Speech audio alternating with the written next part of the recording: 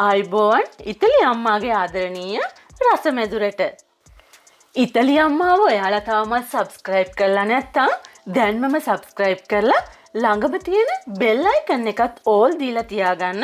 ඉතලි අම්මාට අලුතෙන් එකතු වෙන අලුත් වීඩියෝස් වල නොටිෆිකේෂන් ඉක්මනින් ඔයාලා ළඟට ගෙන්න ගන්න.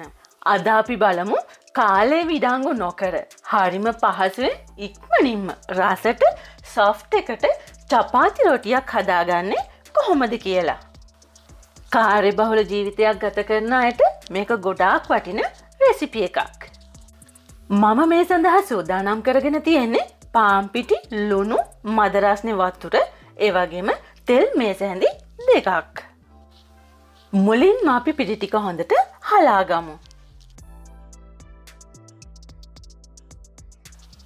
ඔයාලා සූදානම් කරගත්ත පිටි ප්‍රමාණය අනුව අවශ්‍ය ප්‍රමාණයට ලුණු එකතු කරගන්න. මම මෙතන පිටි ග්‍රෑම් 250ක් අරන් තියෙනවා. ලුණු තේ හැඳි 3 කාලක් විතර වෙන්න මම මේකට එකතු කරගත්තා. වතුර එකතු කරන්න කලින් එකතු කරගත්ත ලුණු ටික මේ විදිහට පිටිත් සමග කවලම් කරගන්න. දැන් ඔයාලට පුළුවන් ඔයාලා සූදානම් කරගෙන තියෙන මද රස්නේ වතුර ටික මේකට එකතු කරගන්න. මම මෙතන වතුර මිලිලීටර් 250ක් සූදානම් කරගෙන මුලින්ම මම මේකට වතුර මිලිලීටර් 200ක් එකතු කරගත්තා. එකතු කරගත්ත වතුර ටික මේ විදිහට හෑන්ඩ් බීටරයකින් පිටිත් සමග හොඳින් කවලම් කරන්න. මේ විදිහට තරමක් දුරට කවලම් වුණාට පස්සේ ඔයාලට පුළුවන් ඉතුරු කරගත්ත වතුර ටිකත් මේකට එකතු කරගන්න. මතක තියාගන්න කැට ගතිය නැති වෙන්න හොඳට ක්‍රීම් එකක් වගේ වෙනකම් මේක හොඳින් බීට් කරගන්න.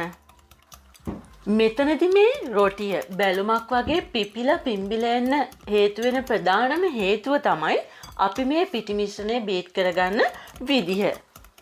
එතනින් එහාට අපි මේකට ඊස්ට්, බේකින් පවුඩර් කියන කිසිම දෙයක් එකතු කරගන්නෙත් නැහැ.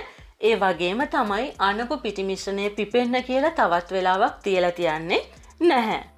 විනාඩි 3ක් විතර එක දිගට හොඳට මික්ස් කරගත්ත මේ පිටි මිශ්‍රණයට තෙල් මේසැඳි දෙකක් එකතු කරගන්න.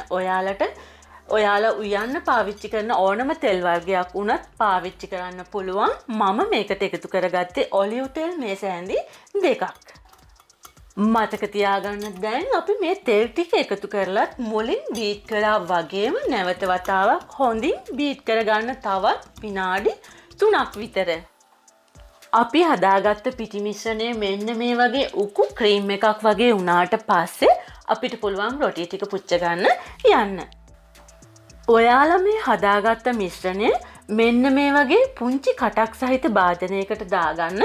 ඔයාලට රොටිය හදන්න හරිම පහසු වෙනවා. දැන් අපි රොටිය හදාගන්න සුදුසු පෑන් එකක් ලිපේ තියලා ඒකට තෙල් බිංදු කිහිපයක් එකතු කරලා ටිෂු එකකින් මේ විදිහට පිහදාගමු. ලිපේ ගින්දර මධ්‍යස්ථ ප්‍රමාණයට තියාගෙන අපි සෝදානම් කරගත්ත පිටි මේ විදිහට රොටියක් ආකාරයට තැටියට වක් කරගමු.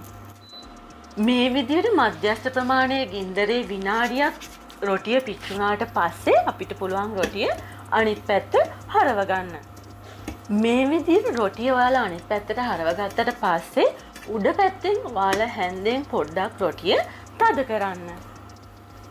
රොටිය අනිත් පැත්ත පිච්චෙන පැත්තේ පුංචි බ්‍රවුන් ස්පොට් එනතෙක් රොටිය පිච්චුණාට පස්සේ නැවත වතාවක් ඔයාලා රොටිය අනිත් පැත්ත හරව ගන්න.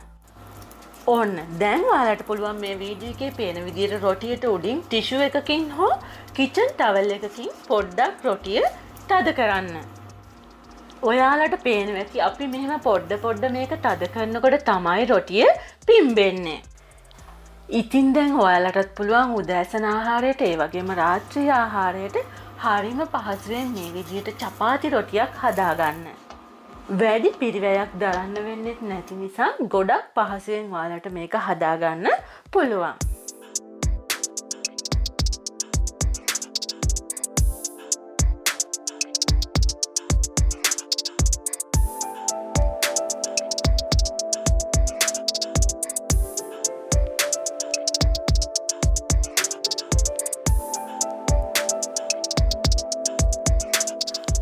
හරිම සොෆ්ට් එකටක් තියෙනවා.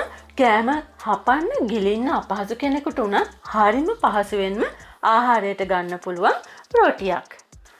ඉතින් ඔයාලා මගේ මේ වීඩියෝ එකට කැමති නම් ලයික් එකක් දාලා ඔයාලගේ යාළුවන්ටත් බලන්න ෂෙයා කරන්න.